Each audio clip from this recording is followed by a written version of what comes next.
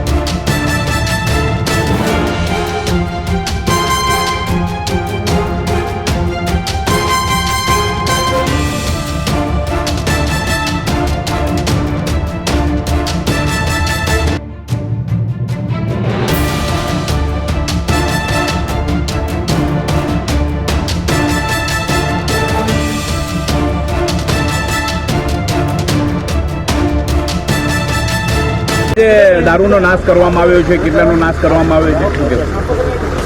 આણંદ ડિવિઝનના કુલ 7 police સ્ટેશનમાં નોંધાયેલા વિવિધ 70 જેટલા ગુનાઓ અને એના સંદર્ભે જે પણ દારૂ પકડાયો હતો એના નાશ કરવા માટે નામદાર કોર્ટનો આદેશ મેળવી અને નાયબ પોલીસ અધિક્ષક શ્રી દ્વારા દરખાસ્ત કરવામાં આવી હતી અને એના સંદર્ભે આજે દારૂ નાશ માટેનો કાર્યક્રમ રાખવામાં આવ્યો હતો।